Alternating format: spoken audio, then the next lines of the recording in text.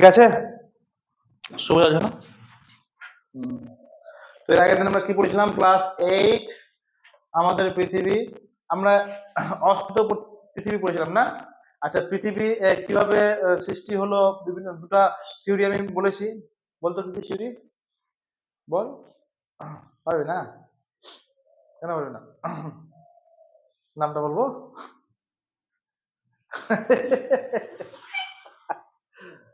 এটা continental deep theory, একটা পাত না, একটা তো কি প্লেট টেকটনিক থিওরি।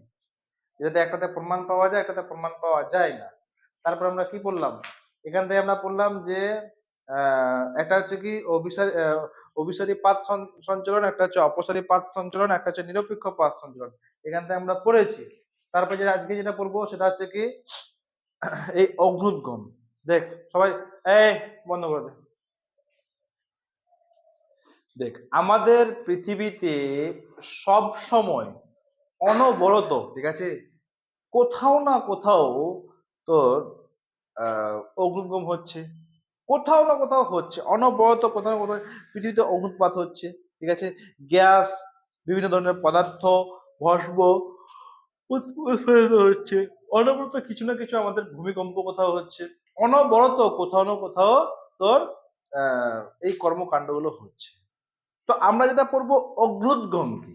অগ্নুদ্গম হচ্ছে একটা প্রক্রিয়া, যেটা হচ্ছে কি আমাদের পৃথিবীর ভূ অভ্যন্তরে, ভালো করে বুঝবি, আমাদের পৃথিবীর ভূ অভ্যন্তরে গলিত সান্দ্র, মানে গলিত অবস্থায়, সান্দ্র অবস্থায় গ্যাস, জলীয় বাষ্প, তারপর বিভিন্ন ধরনের ই টাইপের, আগুন টাইপের, ঠিক আছে, গলিত ম্যাগমা টাইপের, এটা তোর বিস্ফোরণ সহ প্রচন্ড গতিতে, মানে বিশাল বড় একটা বোম ফাটে না, বিস্ফোরণ সহ প্রচন্ড গতিতে বেরিয়ে আসে।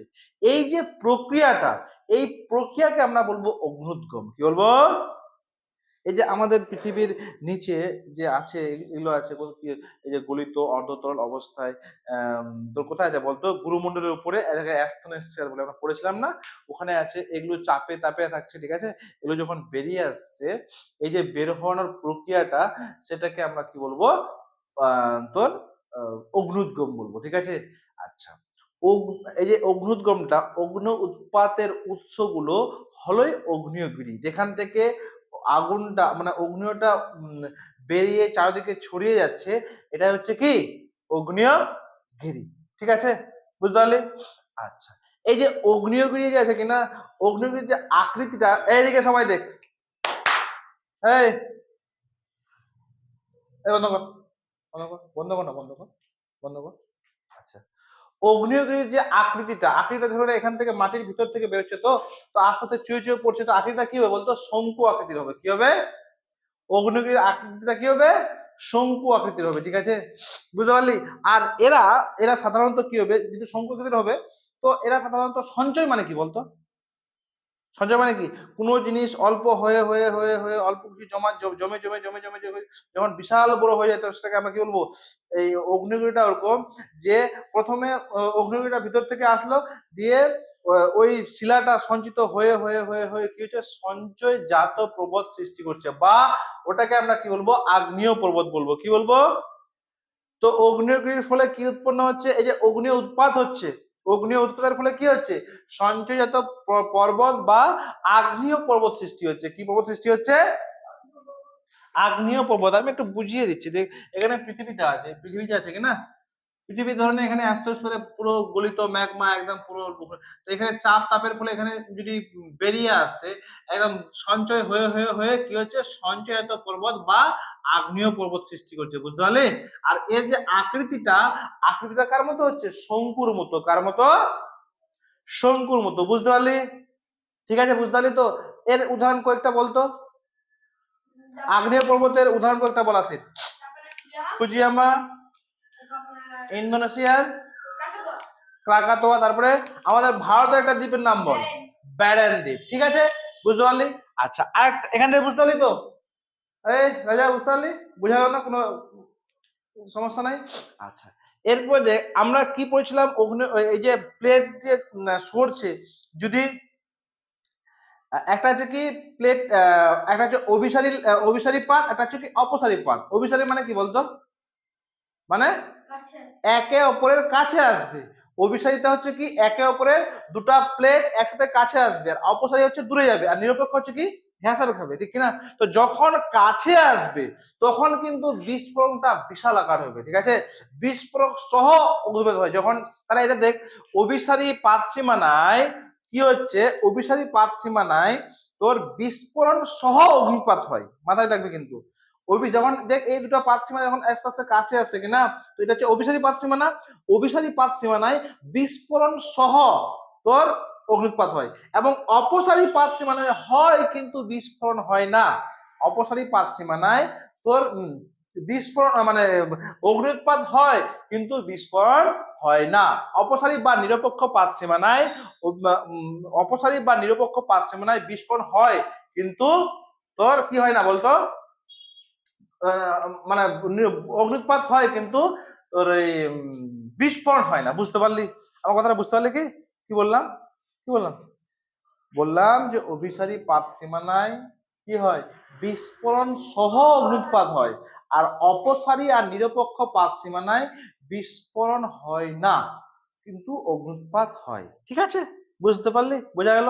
আচ্ছা, এই যে তোকে যদি বলে একটা ভালো ভারতের একটা উদাহরণ দিয়ে যে তোর এই অপসারী আর নিরপেক্ষ হয়ে মানে উইদাউট বিস্ফোরণ হয়ে তোর অগ্নুৎপাত সৃষ্টি হচ্ছে, যেরকম আমাদের ভারতের এই যে দাক্ষিণাত্যের মালভূমি দেখতে পাচ্ছিস না, এটা হচ্ছে লাভা গঠিত মালভূমি। দাক্ষিণাত্যের মালভূমিটা হচ্ছে কি, এখানে লাভা জমে জমে জমে জমে জমে মালভূমিটা গঠিত হয়েছে, ঠিক আছে? তো এই দাক্ষিণাত্যের মালভূমিটা হচ্ছে তোর তোর লাভা, মানে এখানে একটা অনেক লক্ষ লক্ষ বছর আগে আগ্নেয়গিরি মানে ছিল, ওই শিলাগুলো জমে তোর তোর মালভূমি গঠিত হয়েছে, ঠিক আছে?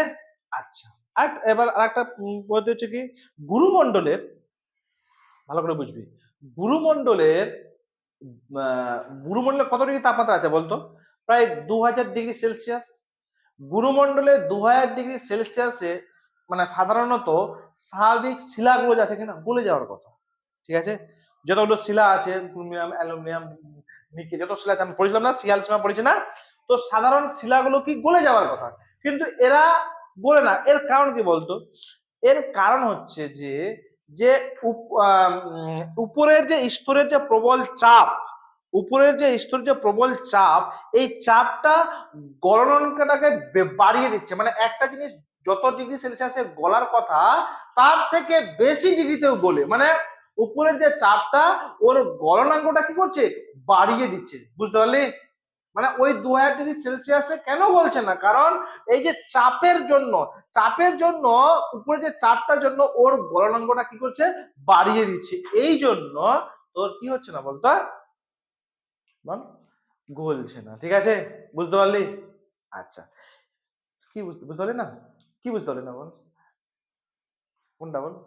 এই যে গলছে না কেন, দেখ আমাদের গুরুমণ্ডলে অনেকগুলো শিলা আছে কিনা, তো এর তাপমাত্রা হচ্ছে কত, 2000 ডিগ্রি সেলসিয়াস, ঠিক আছে? ওই তাপমাত্রা থাকা সত্ত্বেও গুরুমণ্ডলে যে শিলাগুলো আছে, কেউ আছে অর্ধতরল, কেউ আছে কঠিন, কেউ আছে মানে সবাই আলাদা রকম ইয়ে আছে, ঠিক আছে? তো এখানে কোশ্চেন হচ্ছে যারা কঠিন আছে ওরা গলছে না কেন, গলে যাচ্ছে না কেন? কারণ কেন বলছে না, যখন এই যে চারদিককার যখন একটা চারদিকে চাপ পড়বে কিনা, এই চাপের ফলে, ঠিক আছে, এই এই যে উপরের স্তরে যে চাপটা আছে না, চাপের ফলে একটা জিনিস যে তাপমাত্রায় গলে যাওয়ার কথা ওই তাপমাত্রা কিন্তু গলছে না, ওই উষ্ণতা কিন্তু গলছে না, আরো বেশি উষ্ণতা হচ্ছে তারপরে গলছে।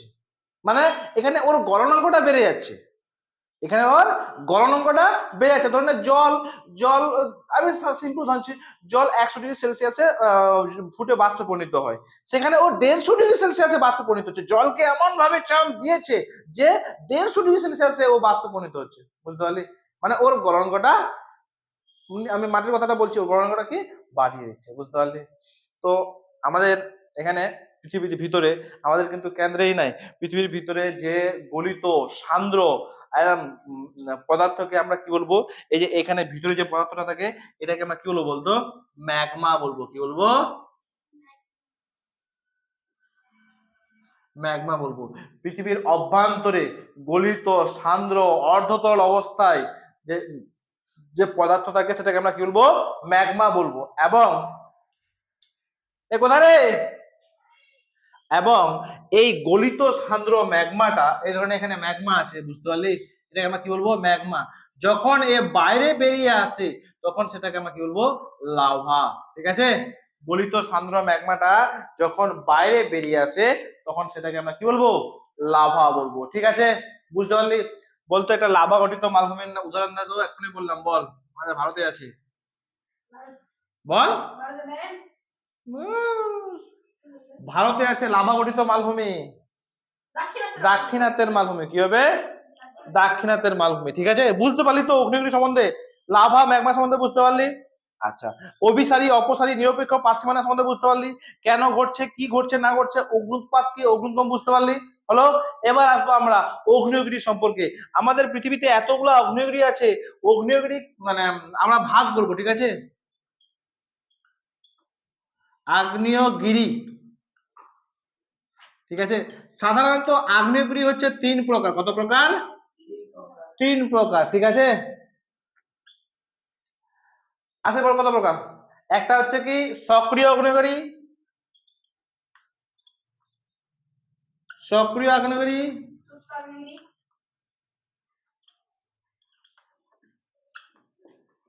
আগ্নেয়গিরি। একটা হচ্ছে সুপ্ত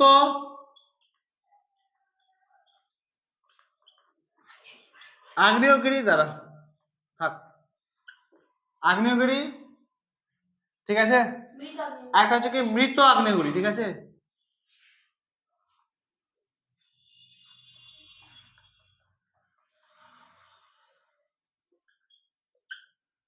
ঠিক আছে, একটা হচ্ছে কি আহ, একটা হচ্ছে কি তোর সক্রিয় আগ্নেয়গিরি, একটা সুপ্ত, একটা কি মৃত। এই তিনটা কিন্তু মুখস্থ করবে। ঠিক আছে, আগ্নেয়গিরি। ঠিক আছে, তো এখানে দেখ, এই আগ্নেয়গিরি বানানটা কি হবে, একার হবে। ঠিক আছে, যাই হোক, এক আকার। ঠিক আছে, আচ্ছা যাই হোক, তো হ্যাঁ হ্যাঁ থাক থাক, ওটা দেখে নিবে বলি। এই যে সক্রিয় আগ্নেয়গিরির ফের দুটো ভাগ আছে, বুঝতে পারলি, ভালো করে বুঝবি কিন্তু। একটা হচ্ছে কি অবিরাম, একটা, সবগুলো কি ওই যে শঙ্কুর মতো আগ্নেয় আগুন বেরোচ্ছে ওটির কথা আমি বলছি। ঠিক আছে, একটা হচ্ছে অবিরাম, একটা সবিরাম। ঠিক আছে, আচ্ছা, এবার অবিরাম আগ্নেয়গিরি আর সবিরাম আগ্নেয়গিরি কাকে বলবো, তো তারপরে সুপ্ত আগ্নেয়গিরি এবং মৃত আগ্নেয়গিরি কাকে বলবো, এটি কিন্তু আমাদেরকে বুঝতে হবে। ঠিক আছে, দেখ, সক্রিয় আগ্নেয়গিরি মানে হচ্ছে কি বলতো, যে আগ্নেয়গিরিটা সব সময় ভিতর থেকে চলতে আছে, মানে ভূঅভ্যন্তর থেকে তোর লাভা উঠতে আছে, সেটাকে আমরা বলবো সক্রিয় আগ্নেয়গিরি। কিন্তু এর যদি দুটো ভাগ করি, একটা হচ্ছে অবিরাম, একটা সবিরাম। অবিরাম মানে কি, এ নন স্টপ, পুরো মানে থামছেই না। অবিরাম মানে কি, অবিরাম মানে কি রে, নন স্টপ, কোনো অবিরাম চলছে, থামাথামের কোনো গল্প নাই। ঠিক আছে, আর এই সবিরামটা হচ্ছে কি, এই এও কিন্তু থামছে না, বুঝতে পারলি, কিন্তু 2-5 মিনিটের জন্য বা 1-2 ঘন্টার জন্য থামলো, ফের চালু হলো, ফের একদিনের জন্য থামলো, ফের চালু হলো। ঠিক আছে, থামলো ফের চালু হলো। তো একটা হচ্ছে অবিরাম, বুঝতে পারছিস, বুঝতে পারছিস, একটা হচ্ছে অবিরাম। অবিরাম মানে কি বলতো, অবিরাম হচ্ছে থামাথামি কোনো গল্প নাই, আর এখানে থামছে, রেস্ট নিচ্ছে, ফের চলছে, থামছে, রেস্ট নিচ্ছে, ফের চলছে। ঠিক আছে, তো একটা অবিরামের যে উদাহরণ সেটা হচ্ছে কি ইতালির ভিসুভিয়াস। কি রে, একটা অবিরাম যদি অগ্নিগিরির নাম হয় তো কি হবে,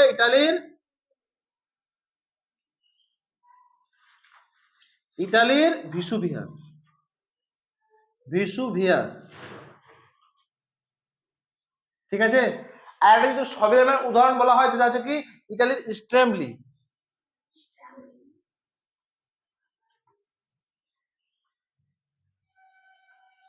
স্ট্রেমলি কি মানে, ইটালির স্ট্রেমলি আর ইটালি মানে সবিরাম মানে কি, বুঝতে পারলি তো, বুঝে আছে, সবিরাম মানে বুঝতে পারলি, অবিরাম। এবার যে সুপ্ত, সুপ্ত মানে কি বলতো, বলে যাবে, মানে এই অগ্নেয়গিরিটা ধরনে এক সময় তোর তোর অগ্নুৎপাত হয়েছিল। ঠিক আছে, তারপরে অগ্নুৎপাত হবে কি না কোনো ঠিক নাই, বা আবার হবে কি না কোনো ঠিক নাই, বুঝতে পারলি, কোনো ঠিক নাই। এটা হচ্ছে কি তোর সুপ্ত, মানে ও কিনা বলতো ঘুমন্ত অবস্থায় আছে, ঠিক আছে, হতেও পারে না হতেও পারে, হতেও পারে না হতেও পারে, কোনো ঠিক নাই। এটা ভালো করে বুঝে নি কিন্তু এই যে সুপ্ত আগ্নেয়গিরিটা, এটা হচ্ছে ঘুমন্ত অবস্থায় আছে। আর ধরে নেন 2 বছর পর হতে পারে, মানে কি আগ্নেয়গিরি হতে পারে, 4 বছর পর হতে পারে, এখনো হতে পারে, কেউ বলতে পারে না। বুঝতে পারলি? বুঝতে পারলি না? যেরকম ডাক্তাররা বলে না যে কোন দিন যে মরবে কোনো ঠিক নাই, ডাক্তাররা বলে দেয় না যে তো মরা নিশ্চিত আছে কিন্তু কোন দিন মরবে কোনো ঠিক নাই, কোনো গ্যারেন্টি দিয়ে দেয় না। তো এর কোনো বাবা গ্যারেন্টি না, ঠিক আছে, সুপ্ত এগুলোর কোনো গ্যারান্টি না, ঠিক আছে। যেরকম এই সুপ্ত উদাহরণ হচ্ছে কি জাপানের ফুজিয়ামা আর ইন্দোনেশিয়ার কাকাতুয়া। এর যে উদাহরণটা সেটা হচ্ছে কি বলতো, জাপানের উদাহরণগুলো সবসময় বুঝতে পারবি। এক্সাম্পল হচ্ছে কি জাপানের ফুজিয়ামা আর ইন্দোনেশিয়ার কাকাতোয়া।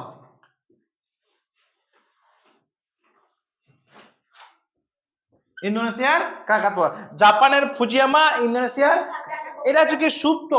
তুমি যদি এখন যদি কোশ্চেন করে সব থেকে ভয়ঙ্কর সব থেকে খাতারনাক অগ্নিগিরির নাম কি, কি বলবি?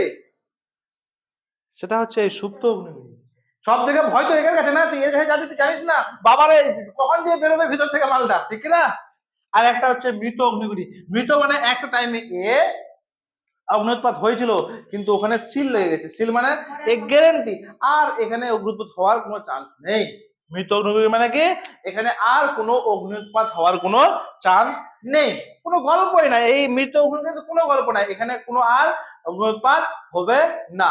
যেরকম এখানে আছে কি মেক্সিকোর পারকুটিন আর মায়ানমারের পোপো। এক্সামটা এক্সাম্পল মানে এক্সাম্পল গুলো ভালো করে, মেক্সিকো, মেক্সিকোর কি হচ্ছে পারকুটিন, নাম কি রে? পারকুটিন। আর সব থেকে আমাদের এই যে পাশে মায়ানমার, মায়ানমার এর পোপো। পোপো নামটা খুব সুন্দর, মায়ানমারের পোপো। এটা হচ্ছে মৃত, মেক্সিকোর পারকুটিন আর মায়ানমারের পোপো। বুঝা গেল না? একদম পুরো ক্লিয়ার। বুঝতে না পারলে আবার ভিডিওটা দেখবি, সমস্যা নেই। বুঝতে পারলি? তবে আরেকটা লাস্ট যে জিনিসটা বুঝাচ্ছি দেখে নে, ওই যে পা হো আ আ আসেন, তো বলতে হবে রে, ঠিক আছে, দুটো জিনিস আছে, ঠিক আছে, ছোট ছোট জিনিস আছে, দেখে নে।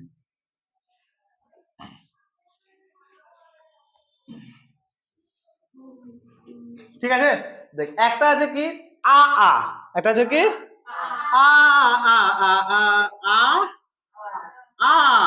এই আটা কি, আটা কি এটা আমাকে জানতে হবে ভালো করে, কি বলতে পারবি? আ হচ্ছে ইন্দোনেশিয়ার একটা আগ্নেয়গিরি আছে, ঠিক আছে, ইন্দোনেশিয়ার যে আগ্নেয়গিরি সেখানে গাঢ় সান্দ্র লাভা।